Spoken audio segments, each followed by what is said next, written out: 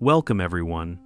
You came here to learn about a moment in Chinese history when people broke the deepest taboo and ate other human beings. Today, we will dive into the Tang Dynasty rebellions, times so brutal that rebels cooked officials in giant pots and even ground captives into meat paste. Most of us assume cannibalism only happens when there is nothing left to eat. Think of starving cities, empty fields, and desperate parents. But the stories you are about to hear go far beyond hunger. In these uprisings, human flesh became a weapon. Rebels believed that devouring an enemy could steal that person's strength and send a message that the old order was finished. It was food, revenge, and dark magic all at once. I did not pull these tales from rumor mills or internet creepypasta. They come from imperial court records, poems written by survivors, and studies by modern historians who sift fact from legend. The details are clear enough to turn even a strong stomach, yet they also expose how fear, politics, and superstition can twist any society. Here is the path we will take. First, we set the stage. Confucian teaching said the body is a gift from one's parents, never to be harmed. That made cannibalism almost unthinkable. Next, we look at the troubles that pushed the empire to the edge. Failed harvests, crushing taxes, and angry soldiers who felt used and unpaid.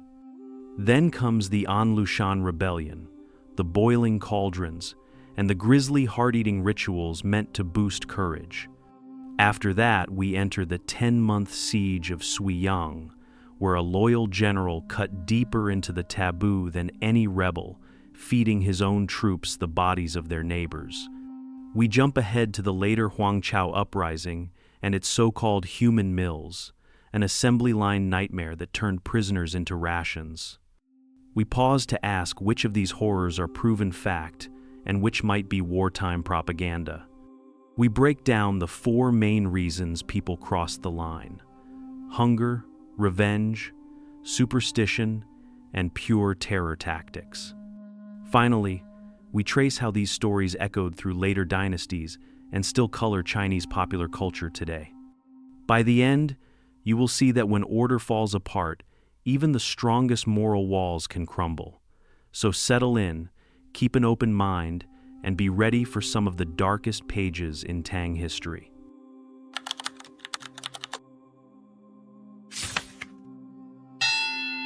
The Chinese believed that every hair, every bone, every drop of blood came from one's parents. This teaching sits at the heart of Confucian ethics.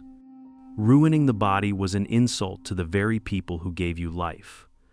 Ordinary punishments such as flogging or tattooing already felt shameful because they scarred the skin.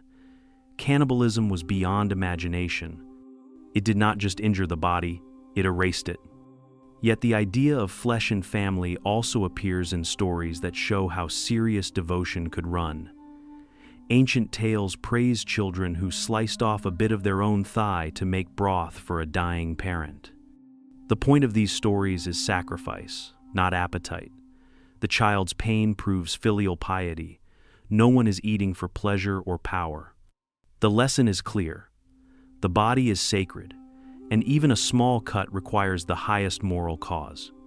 On the darker side, pre-Tang folklore does mention demons that devour travelers or mad hermits who roast human limbs.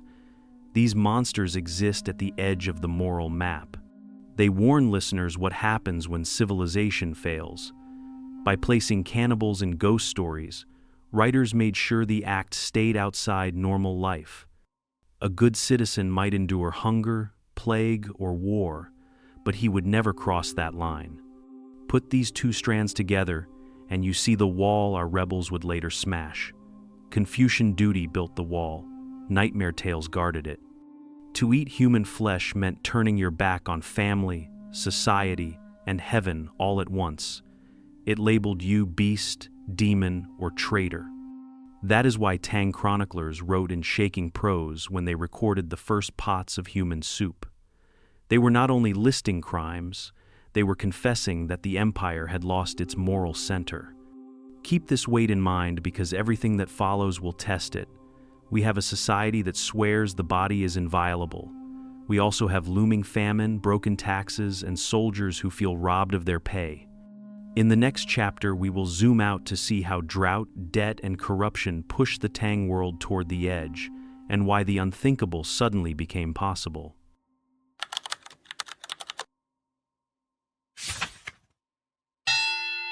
Imagine the Tang Empire in the early 752nd as a huge, glittering machine starting to rattle. For a century, its canals, silk markets, and poetry contests had dazzled the world. But under the bright paint, the gears were wearing down. A string of cold summers and droughts, part of an early Little Ice Age swing, cut rice and wheat harvests in half across the north. Rivers silted up, barges ran aground, and the region that fed the capital could no longer fill its own bowls. Local officials still had to meet grain quotas, so they raised levies on every peasant who could move a hoe. When carts arrived to collect tax grain, many were half empty. The shortfall was recorded as debt that grew interest like a loan shark's ledger. At the same time, the central court replaced its old equal field land system with a cash tax called the two tax. On paper, it was simpler. In practice, it meant each household paid coin twice a year. No excuses, even if drought had killed the crop. Families melted heirloom bronze to meet the bill, then borrowed at ruinous rates to replant. If they failed again, they packed up and drifted into the hills as squatters or joined roving bands that robbed caravans and vanished into bamboo thickets. To keep the frontiers safe, the court let powerful generals, called jidushi, run their own border armies. The capital thought these men were loyal clients. In reality, many governors stopped sending taxes back and paid their soldiers with local rents. Each fortress became a private kingdom. One of those governors was a charismatic part Sogdian commander named An Lushan. He controlled 3 northern provinces and an army that dwarfed the imperial guard. Frontier troops watched court nobles throw lantern festivals while they ate stale millet. Their mail shirts were patched, their bonuses late. They began to see the capital not as their master but as a fat target. Ballads on the barracks line blamed Chief Minister Yang Guozhong and his lavish ties to the palace. When rumors spread that Yang planned to cut military stipends, soldiers muttered that they would be paid in silver or in flesh, whichever came first. By 754, highways swarmed with people who had lost farms or feared conscription. Some begged, some stole, and many carried weapons for protection. Small bands merged into larger gangs that pledged loyalty to this or that warlord. Grain prices tripled, silkworm sheds stood empty, and market stalls closed at dusk for fear of raids. The countryside felt like a vast field of dry straw. All it needed was a spark. Late in 755, An Lushan wrote a memorial accusing Minister Yang of treason and marched south with perhaps 200,000 troops. Imperial messengers galloped north to negotiate, but villages already lay smoking behind the rebel columns. Officials fled in cartloads, taking tax registers and family ancestors' tablets. In their wake came stories that An's men had boiled the magistrate of Pinglu alive and eaten his liver to steady their courage. That is where the line between hunger and horror first blurred. In the next chapter, we will zoom in on those rebel cauldrons and see how the myth of eating courage took on flesh and steam.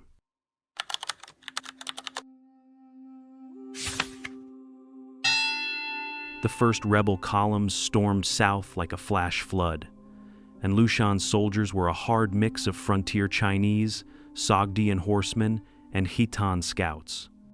Many had spent winters in half-empty forts, their pay months late. Now every town they captured burst open with silk, wine, and grain, but loot did not feed them for long. Supply wagons lagged behind, and cold January winds stripped the fields. Hunger crept in within weeks, pressing on men already wired with anger. Stories of magical courage spread through the ranks. Old steppe legends said a warrior could steal the spirit of a brave enemy by eating his heart or liver. A few officers claimed they had seen it work against Turkic raiders. With fear of the Imperial Guard growing, soldiers wanted any edge they could find. The idea took root. If you swallowed the heart of a Tang official, you would fight like 10 men and never flinch at the arrows. The first public cauldron scene happened in the walled city of Pinglu. When Anne's vanguard broke through the gate, they dragged the magistrate to the main square. Witnesses said a bronze pot taller than a man already bubbled over pine logs. Soldiers stripped the magistrate, tied his hands, and dropped him screaming into the water. As the flesh cooked, a captain cut out the steaming heart with a spear tip and held it high. 3 volunteers bit into the organ while the crowd stared, too shocked to run. Word of Pinglu raced ahead of the army. In Kangzhou, rebels seized 2 tax inspectors, slit their chests, and fried the livers in sesame oil. They shared the pieces like communion wafers, cheering that they now carried official wisdom in their bellies. In nearby villages, hungry troops raided homes not just for rice but for people. One chronicle notes that 21 local elders were consumed for courage. Another tells of children hidden in grain jars so soldiers would not turn them into soup. Rebel leaders used these acts as a terror tactic. They left blood-smeared placards on city walls: "Resist and be eaten." Some towns surrendered without a fight, hauling carts of wheat and wine out to buy mercy. Yet mercy often proved thin. When supplies ran short again, fresh hearts were ordered to steady the line. Imperial propagandists answered with their own fear stories. Court scribes reported that Anne's cooks mixed human meat into officers' stews so that even unwilling soldiers became cannibals without knowing it. Whether true or not, such tales painted the rebels as monsters beyond redemption and rallied new recruits to the Tang banner. By turning officers into butchers and meals into rituals, the Anlushan rebels crossed a point of no return. Cannibalism bonded them through shared crime. Eating a heart was not just food, it was a vow never to go back to ordinary life. The act rewrote the soldier's place in the moral universe. Family and ancestors no longer ruled him, only the hunger for survival and revenge did. Yet the worst was still to come, not from rebels but from a loyal general trapped behind city walls. Next we will enter Suiyang, where starvation drove defenders to kill those they had sworn to protect and to decide whether saving a kingdom was worth devouring its own people.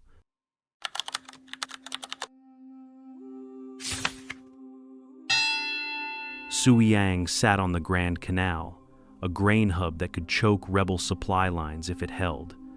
In the spring of 757, General Jiang Shun marched in with barely 6,000 loyal troops and closed the gates behind him.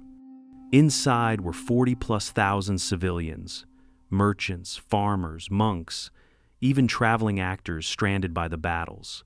And Lushan's armies surrounded the walls within days and cut every road.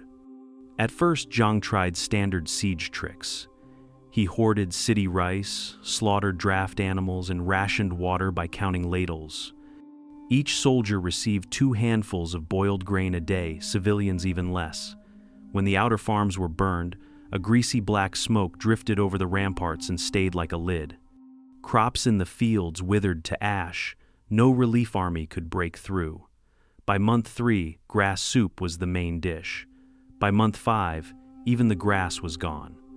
Legend says the turning point came when Jiang walked into his quarters and found his favorite concubine weeping over an empty pot.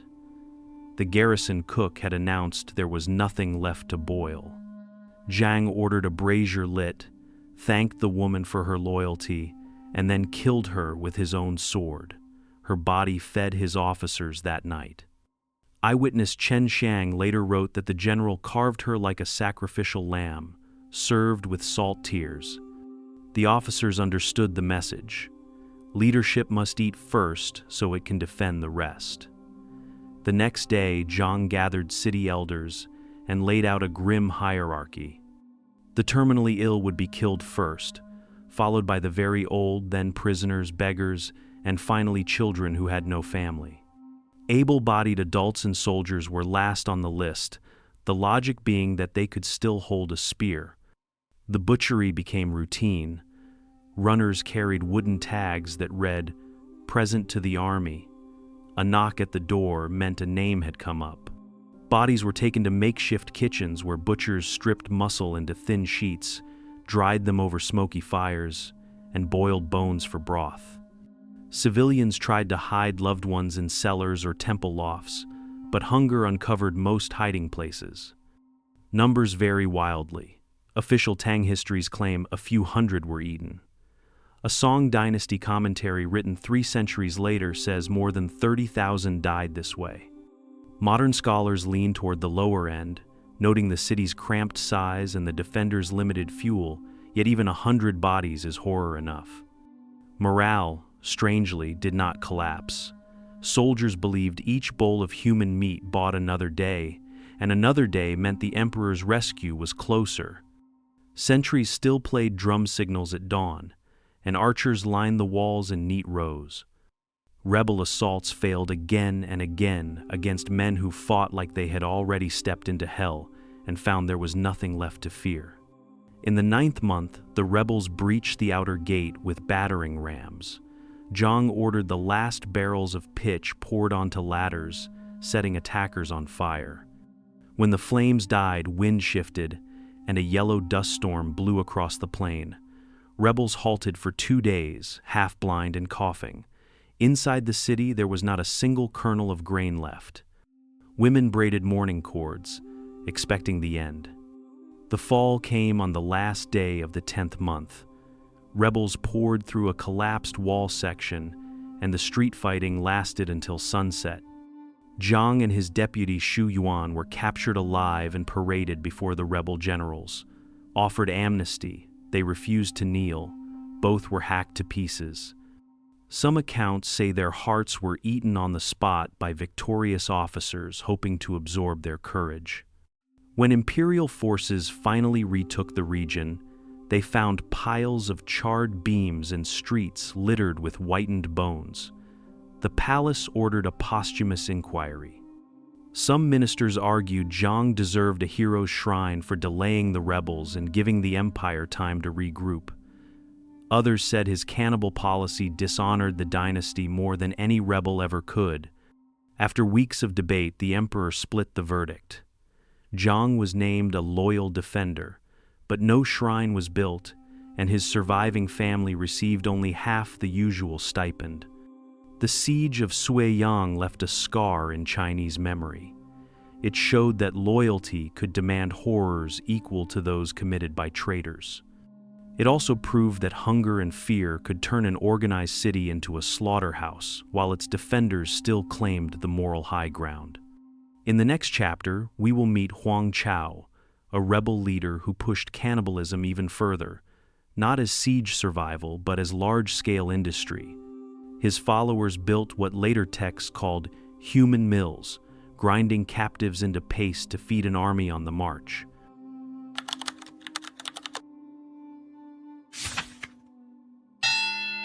By the late 872nd, the Tang state was running on fumes. Border wars, plague, and court intrigue had emptied the treasury. Desperate for cash, officials squeezed the empire's most reliable revenue stream, the government salt monopoly. Prices soared, smugglers flourished, and honest merchants went broke overnight. One of those merchants was Huang Chao, a sharp-tongued exam dropout who knew the trade routes of central China better than most generals knew their own barracks. Huang joined a bandit coalition in 875, promising fair shares and revenge against corrupt tax agents. Within 2 years, he led an army that claimed to fight for the hungry. But rebels have to eat, and marching columns trample fields faster than peasants can regrow them. By 878, Huang had reached Chen Prefecture with tens of thousands of followers and almost no grain. Contemporary chronicles describe a chilling solution. Captured officials and townspeople were marched into bamboo stockades outside Huang's camp. There, soldiers set up what later writers called zuer, blood mills. Picture a giant stone mortar the height of a man's chest, paired with a heavy wooden pestle swung by two soldiers. Prisoners, stripped and bound, were dumped in alive. The pestle came down again and again until flesh, bone, and blood blended into a red paste. Cooks scooped the slurry into iron cauldrons, added wild garlic, then ladled the meat porridge into wooden buckets for the frontline troops. One Song-era source claims hundreds of mortars day and night, producing rations for 15,000 men.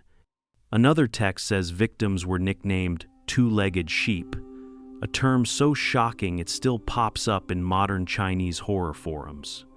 Grisly rumors spread that Huang's quartermasters kept tally sticks, 1 notch per 10 people ground, bonuses paid in silver rings hacked from the fingers of the dead.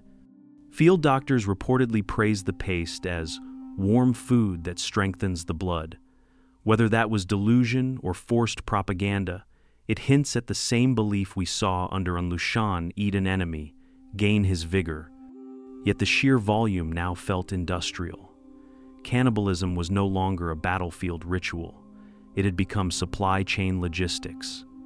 Not every historian buys the full story. Some argue human mill tales were penned by Tang loyalists, eager to demonize Huang after his eventual defeat. They note that grinding human bodies would clog mortars with bone shards and hair, slowing mass production. Archaeologists have never found mortars large enough or stained enough to prove the numbers. Still, scattered Song Dynasty county records mention pits filled with mixed human and animal bones near old rebel camps, circumstantial, but hard to ignore. Fact or inflated myth, the idea of the mills worked. Towns facing Huang's advance often surrendered at the first sight of his banners, terrified of becoming meat paste. Imperial soldiers, hearing the same tales, sometimes deserted rather than risk capture.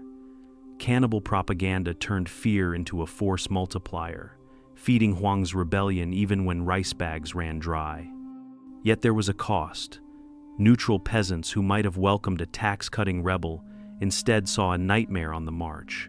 As the stories grew, so did calls inside the court to crush Huang at any price. When he finally seized the capital in 881, officials fled but left behind crates of bamboo slips detailing every rumor of the mills. These slips later shaped court histories and public memory, long after Huang himself was hunted down and killed. So, were the human mills literal factories of flesh or a masterclass in psychological warfare?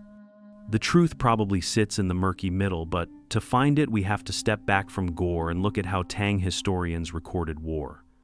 In the next chapter, we will sift their scrolls for bias, repetition, and missing voices to see how propaganda can freeze rumor into fact for 1,000 years.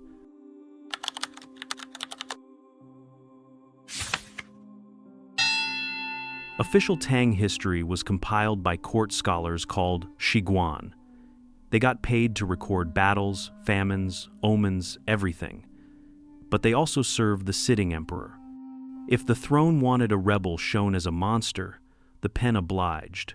The rule was simple: praise loyalty, condemn treason, protect the dynasty's face. The process worked like this. When a war ended, clerks gathered field reports, survivor testimonies, and earlier draft chronicles. Senior editors wove these into one neat narrative for the next reign. Stories that humiliated the court might be trimmed or spun.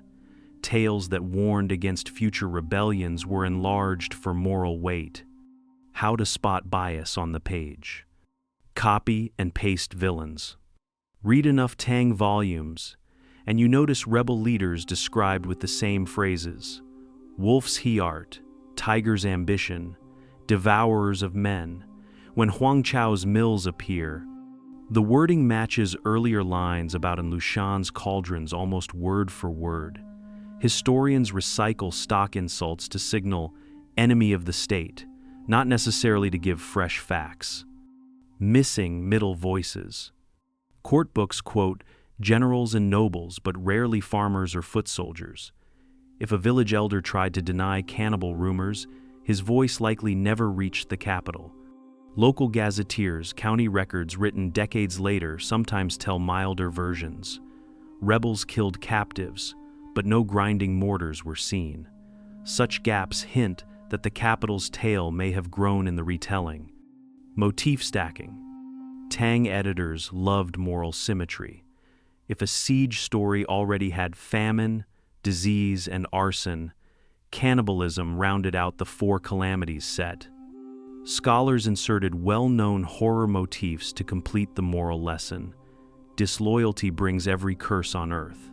So a single instance of flesh-eating could inflate into daily horrors across whole provinces. Physical evidence or lack of it. Archaeologists digging rebel camps find scorched grain pits, broken weapons, even mass graves, but so far no supersized mortars or stone bowls thickly stained with hemoglobin. That absence does not erase eyewitness claims, but it signals we should shave the numbers down. Putting these clues together, modern historians propose a middle path. Some rebels and some loyalists did eat human flesh during extreme sieges. Hearts or livers were likely consumed in terror rituals. A few prisoners may have been butchered to feed small units.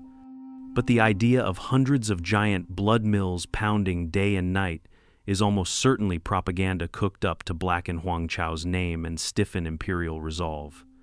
Sorting fact from rumor is not just academic nitpicking. If we take every horror at full face value, we risk caricaturing the past and missing the deeper lesson. Ordinary people, under crushing hunger and hatred, can cross moral lines step by step, not in cartoonish factories of death, but in kitchen-sized tragedies repeated thousands of times. Now that we see how stories grow, one final puzzle remains. Why cannibalism at all? Hunger explains part of it, but revenge, magic beliefs, and sheer shock value also drove people to the pot. In the next chapter, we will map these four forces side by side to understand what truly pushed Tang rebels and loyalists over the edge.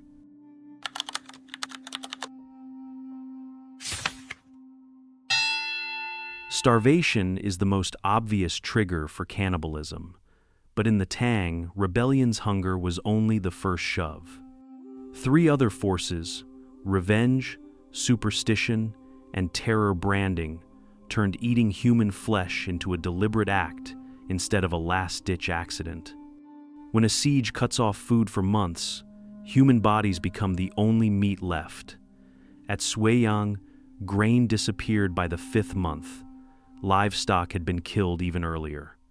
Survivors wrote that rawhide belts, tree bark, and rat skins were simmered into soup before people were touched. Hunger didn't care about taboos, survival trumped morality. Rebels hated officials who had taxed them into ruin. Devouring those same officials was the ultimate payback. One chronicle quotes a soldier yelling, "Silver drained my bones, now your bones feed me." Eating flesh erased the victim's dignity in the afterlife and sent a message that the old power order was literally food for the new one.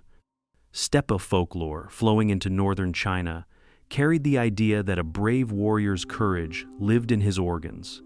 Swallow his heart, and you stole that courage. Swallow a scholar's liver, and you gained his wisdom.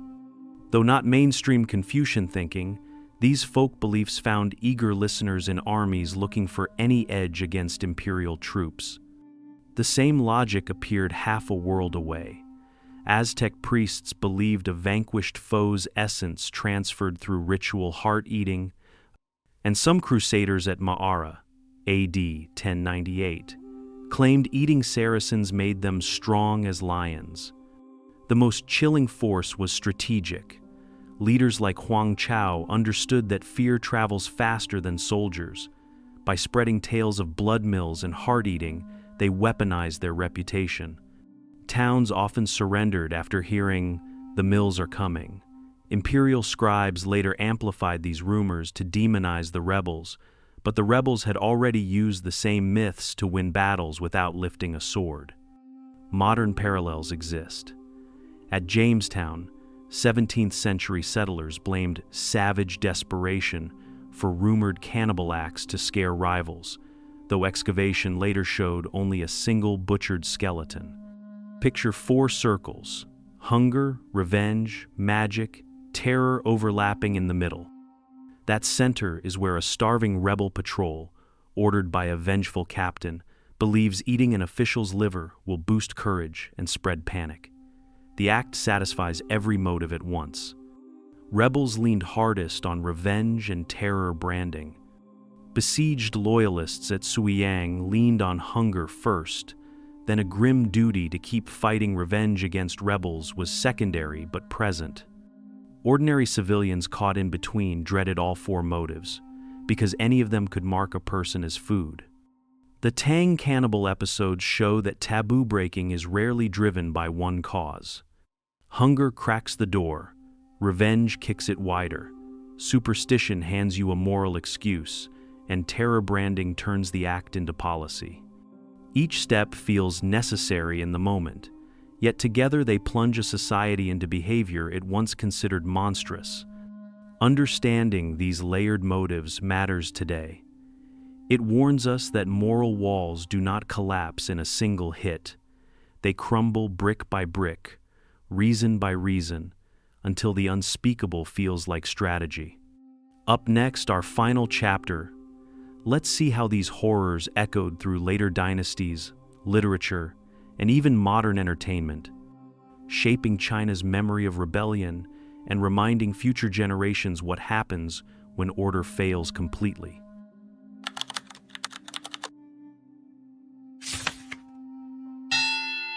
When the Tang Dynasty finally collapsed in 907 CE, Song-era scholars sifted through its ruins looking for moral lessons. They copied siege diaries, rebel edicts, and every rumor of cannibalism they could find, then stamped each story with a warning. When greed and famine meet, people eat people. Schoolboys memorized those lines for the next 600 years. By the Ming period, 14th–17th century, the state legal code still carried a clause rarely enforced, but never deleted, stating that anyone who boils or consumes human flesh faced decapitation plus public display of the Avutine 17th head. The note beneath cites the horrors of the late Tang. Even after 400 years, lawmakers wrote as if the cauldrons of Pinglu and the mills of Chen Prefecture were yesterday's news. Classical novels turned the phrase two-legged sheep into shorthand for wartime evil. Water Margin, 14th century, features bandits threatening to slaughter officials like sheep for the pot, a wink at Huang Chao. Qing-era opera troupes staged plays where a rebel king orders a chef to stew his rival's heart, only to be struck down by thunder heaven avenging the Tang taboo. Fast forward to the 21st century. Chinese web forums still use renyang, human sheep, as meme slang for corrupt bureaucrats. She stole relief funds? Serve her as renyang hot pot. A 2013 television drama on Anlushan blurred its screen whenever cauldron scenes appeared, citing state guidelines against excessive gore. Historians on Weibo argue yearly about the real body counts, each thread spawning horror, fan art, and conspiracy videos. Chen Prefecture's modern county museum runs a modest exhibit on Huang Chao. The placard says only, "Severe atrocities occurred," avoiding the mill legend to keep the display family-friendly. Yet souvenir stalls outside sell chili sauce called Rebel's Fire Pot, proof that the tale still sells even when sanitized. Chinese history classes use the Tang cannibal stories the same way medieval monks used hell paintings, to show how bad things get when order snaps. The message survives because it hits two nerves at once: family devotion, never harm the body, and political stability, never invite rebellion. When food shortages or corruption scandals make headlines today, commentators sometimes ask, half joking, are we heading for another two-legged sheep era? The question taps an ancient fear. Once people cross that line, can society ever stitch the moral fabric back together? And with that, our journey from sacred body to boiling cauldron ends. In the outro, we'll recap the key points and leave you with one final thought on how modern cannibalism may be metaphorical, but no less destructive when we devour reputations and dignity online.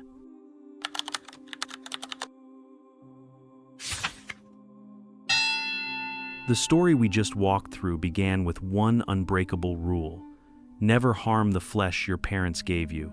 Yet drought, taxes, and corruption cracked that Confucian armor. Rebels under An Lushan boiled officials to swallow their courage. Defenders at Suiyang fed on their own neighbors to keep fighting. And Huang Chao's men, if the records are half true, turned cannibalism into a grisly assembly line. Each step showed how famine and fury can flip a society from reverence for the body to recipes for human stew. What kept these horrors alive long after the bones were buried was the way Tang historians mixed fact with fear. Their scrolls froze rumor into official memory and taught later generations four hard lessons. Hunger loosens every taboo, revenge justifies cruelty, folk magic offers a twisted blessing, and terror branding turns brutality into policy. Even now, the slang two-legged sheep pops up in novels, dramas, and memes, proof that the appetite for dark cautionary tales hasn't died, even if the cauldrons have cooled. So, as we log off tonight, remember, cannibalism in the Tang wasn't just a tale of starving armies. It was a warning about how quickly moral walls crumble when reality grows harsher than anyone expects. In our own age, we may not cook enemies in iron pots, but we still devour reputations with a careless share or comment. Ask yourself, are you feeding justice or just another kind of hunger? Think on that, and join me next time as we dig into another shadowy chapter of Asia's past where a single royal feast lit the fuse for decades of bloodshed.